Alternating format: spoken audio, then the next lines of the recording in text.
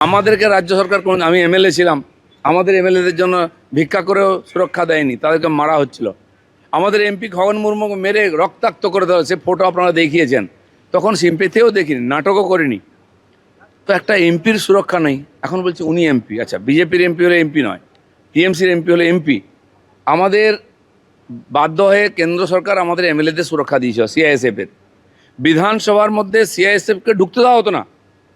100-150 সুরক্ষা কর্মী তারা বাইরে রৌদ্রে দাঁড়িয়ে থাকতেন, সেদিন তো আমরা দেখেছি।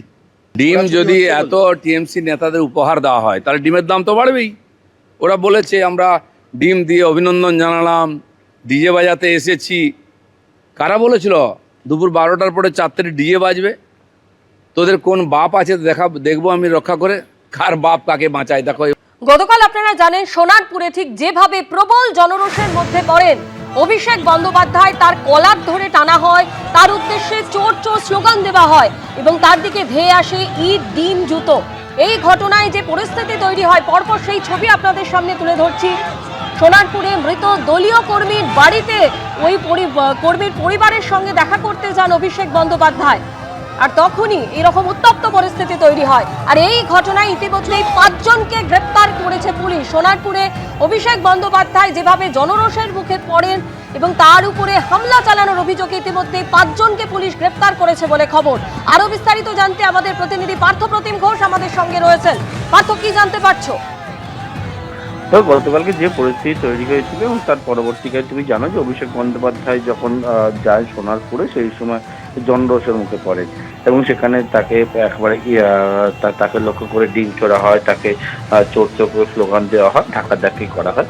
এবং এই ঘটনার পরিপ্রেক্ষিতে পুলিশ জানাচ্ছে তারা একটা মামলা রুজু করেছে এবং সেই মামলা রুজু করার পর তারা বিভিন্ন ফুটেজ খতিয়ে দেখেছেন এবং দেখার পর পুলিশ জানাচ্ছে 5 জনকে তারা গ্রেপ্তার করেছেন। অথচ গতকালকে যে পরিস্থিতি তৈরি হয়েছিল সেই ঘটনার পরিপ্রেক্ষিতে বারুইপুর পুলিশ জেলার তরফ থেকে বলা হচ্ছে এটা তারা একটা মামলা রুজু করেছে এবং ঘটনার পরিপ্রেক্ষিতে তারা 5 জনকে ইতিমধ্যে গ্রেপ্তার করেছে। ধন্যবাদ পার্থ।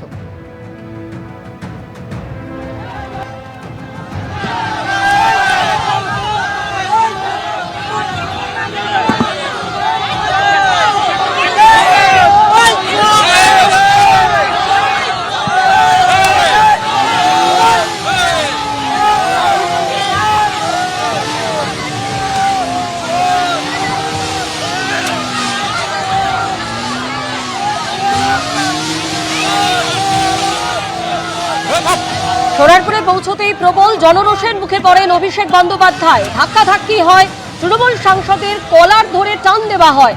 কোনো মতে সেই সময় অভিষেক বন্দ্যোপাধ্যায়কে হেলমেট পরিয়ে সেখান থেকে বের করেন তার নিরাপত্তা রক্ষীরা।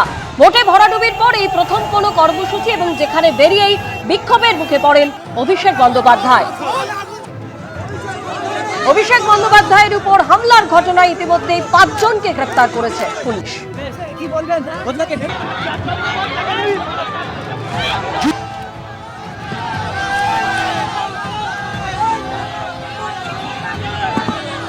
এবিপি আনন্দ, এগিয়ে থাকে, এগিয়ে রাখে।